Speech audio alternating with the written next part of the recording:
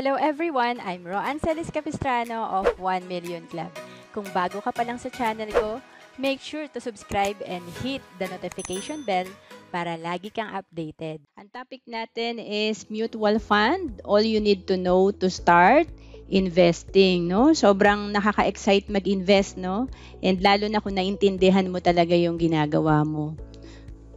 Ayan. So, para sa mga hindi pa kilala, no, ang ating speaker, ako po si Roan Capistrano, isa po akong accountant. And nalaman ko tong IMG, no, yung company natin, International Marketing Group, noong 2012. So, as an IMG member po, 11 years na po ako ngayong buwan, no?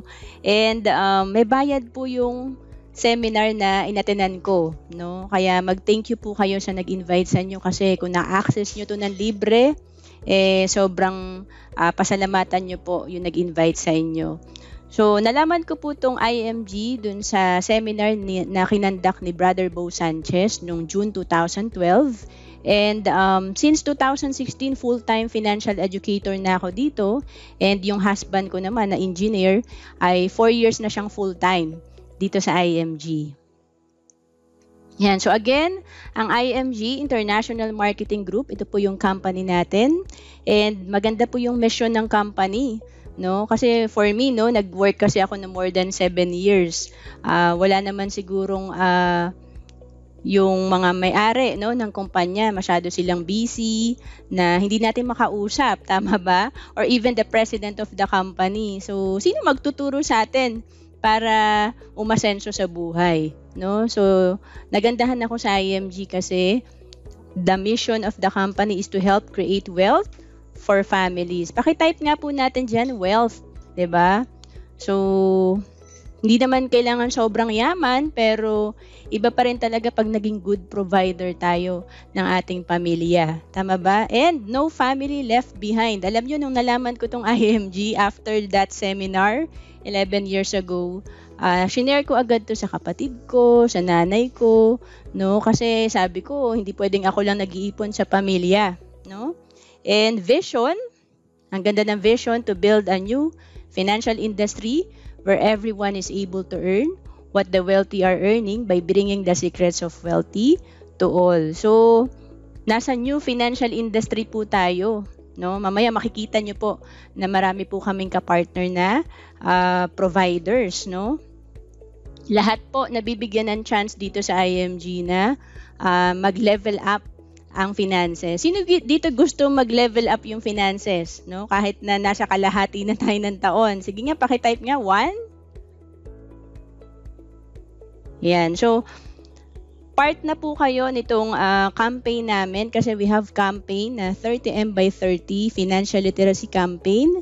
Ang ibig po sabihin nito, naniniwalang IMG na financial education isn't an option, no? It is a necessity.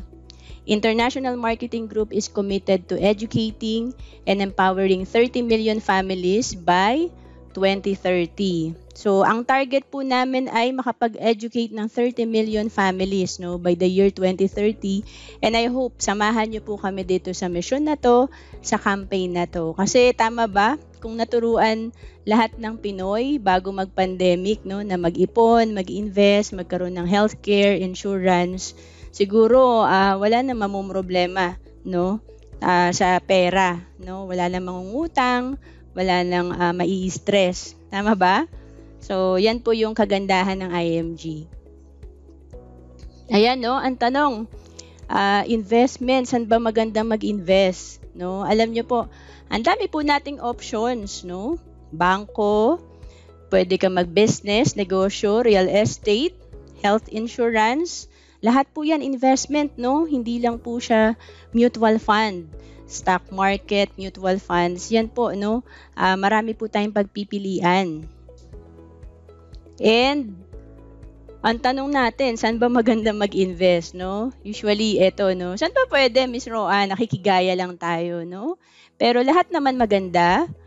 Alam mo ba kung ano ang dapat unahin? Pero syempre, dahil sa limited lang yung ating pang-invest, importante alam natin yung uunahin natin, di ba? And paano ba magsisimula? So lahat po yan, i-guide tayo step by step dito sa IMG. Ano ang tamang mindset sa pag-uumpisa? Kasi meron din po nalulugi sa investment kasi mali pala yung mindset.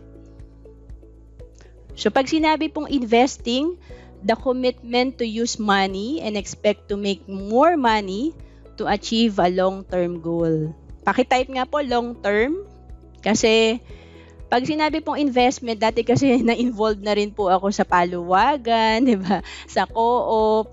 So parang nasanay tayo na short term, di ba? Parang pag December gusto ko ipang shopping na agad yan, di ba? Ano kayang bibilin ko?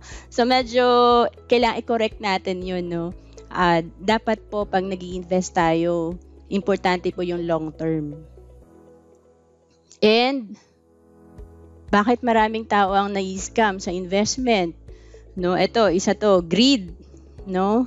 Gusto mo malakihan talaga yung kita agad ng pera mo. So ako po, isa rin po ako sa na-scam ng business partner ko, no? Naisip ko kasi ang laki ng kikitain. Yun lang, natuwa lang ako kasi ayun, laki pala ng kitaan. 'Di ba? Hindi ko na inisip na paano nga ba kikita, no? So ignorance, no? They always think short term. So, yun nga, naisip ko agad, ay talaga, pwede pala kumita ng 100,000 sa ganitong period lang. 'Di ba? So, yan po yung mga pagkakamali natin. Gusto natin instant. 'Di ba? So, sabi ni Benjamin Franklin, an investment in knowledge always pays the best interest. Alam nyo, noong 2012, nung nag-invest ako sa seminar na yun, hindi ko talaga makakalimutan yung 6,000 na binayad ko. Sobrang worth it siya kasi mula noong 2012 talagang natuto ako, no. Syempre marami akong na-apply na nakuha ng mga investment, nag-improve ang income ko. So talagang importante nag-i-invest tayo sa financial education. So why invest? Dalawa po yung purpose natin bakit tayo mag-i-invest. Hindi pwedeng nakikiuso lang tayo. To achieve our long-term financial goals, 'di ba? Lahat tayo magre-retire, 'di ba? So dapat isa sa mga makakatulong sa atin yung investment. To beat inflation, no? So ang taas po ng bilihin, umabot pa nga ng 8%, 'di ba? Yung mga buwan, may mga buwan na umabot ng 8% yung pagtaas ng bilihin. So ito na po, no, yung isa, no, sa para maintindihan talaga natin why do we need to beat inflation, kasi nga yung dating nabibili mo na worth 1,000 pesos, no, ang dami-dami mo pang nabibili pag nag-grocery ka, no? Kung may 5% na pagtaas ng bilihin next year, no, magiging 1,050 na yan. Tapos ibig sabihin yung nabibili mo ngayon ng 1,000 pesos after 10 years, no, 1,700 na yan, and after 20 years, 2,700 na. So, halos nag-triple na yung value. So, inflation is the increase in prices of goods and services. So, again, pag may 3,000 pesos ka ngayon, talagang kaya mong buhatin yung pinabili mo, 'di ba? Kasi konti na lang, 'di ba? Unlike before, pag may 3,000 pesos ka, talagang mababox mo 'yan, ang bigat niyan, 'di ba? So, ito po yung kung isi-simplify lang natin yung inflation.